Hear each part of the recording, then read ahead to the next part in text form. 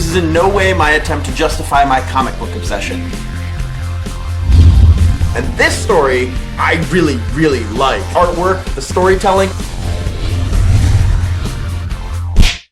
Hello and welcome to another episode of The Pull List. My name is Travis. Let's talk about Spider-Man. Not this Spider-Man, but Miles Morales. And that news is that Miles Morales is finally coming to the big screen in an animated movie, but still, this is a big deal. When Sony and Marvel first announced that they would be rebooting Spider-Man together, a lot of people hoped that they were talking about Miles Morales, because the Peter Parker thing has been done over and over. But as we all know, they decided to go with Peter Parker as seen in Captain America Civil War and soon to be seen in Spider-Man Homecoming. But an animated Spider-Man movie was announced back in April of 2015 with Phil Lord and Chris Miller of the Lego Movie producing. And then once again, speculation and hopefulness arose at the possibility of Miles Morales taking up the mantle. And then this week they announced that the animated movie will in fact be focusing on Miles Morales in the titular role of Spider-Man. If you don't know who Miles Morales is, first you need to understand that there is the Marvel 616 universe and the Marvel 1610 universe, also known as the Ultimate Universe. The 616 universe is the main continuity of Marvel Comics. Amazing Spider-Man, Uncanny X-Men, all of those take place in the 616 universe. The Ultimate Universe reimagines our favorite characters, Tony Stark, Bruce Banner, the X-Men, even Spider-Man, from the point of their origin on. In the Ultimate Spider-Man issue 160, Peter Parker is killed by the Green Goblin, who also dies, but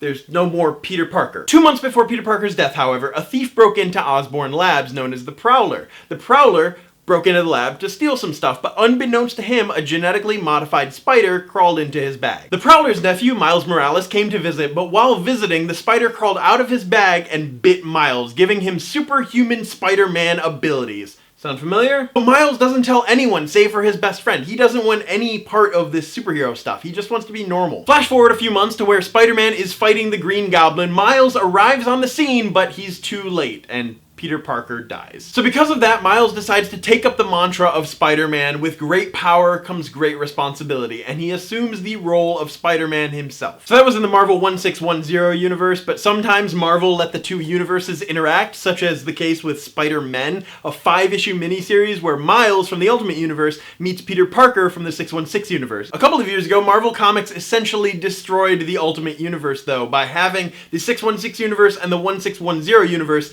collide and smash into each other during the Secret Wars event. On Battleworld, only the best versions of those characters survived. When Battleworld was destroyed and Miles woke up, he found himself in the 616 universe, but his life was virtually the same. Miles had his best friends, he had his parents again, but he also had the 616 Peter Parker to help mentor him on his hero's journey. Now, why is a Miles Morales Spider-Man movie such a big deal? Even though Sony seems to have the Peter Parker Spider-Man nailed down this time, gosh, I hope they have him nailed down this time. They are also working to bring the Miles Morales Spider-Man to the big screen, who is a very different character. Miles' father is African American and his mother is Puerto Rican, so he will be the first non-white Spider-Man that we will see on the big screen. And Stan Lee has said the greatest thing about the Spider-Man costume is that anyone reading the Spider-Man comics can imagine that they themselves are Spider-Man. Spider-Man can be anyone, no matter their race, their creed, or even their gender. Anyone can be under the mask. Spider-Man is a symbol.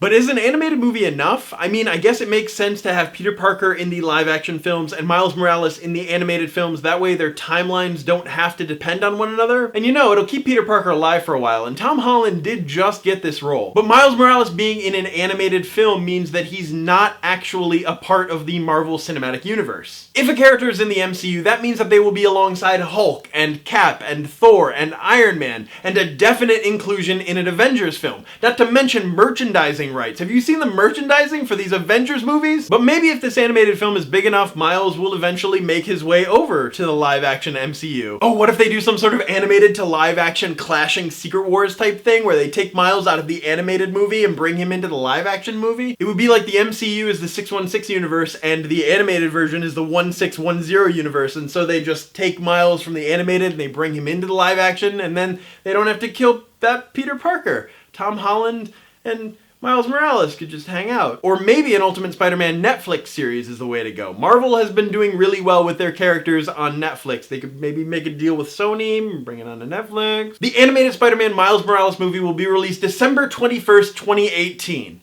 Wait, really? That's a really long time away. It's like almost 2 years. In the comments down below, let me know how you think that Miles Morales should be transitioned from the animated universe to the live-action cinematic universe, or if that should even happen. Should it happen? And if it does, should they kill off this Peter Parker before they bring Miles in, or should he be from a different universe and have them coexist? That's it for this episode of The Pull List. My name is Travis. Thank you for fueling my comic book obsession, and you will see me tomorrow.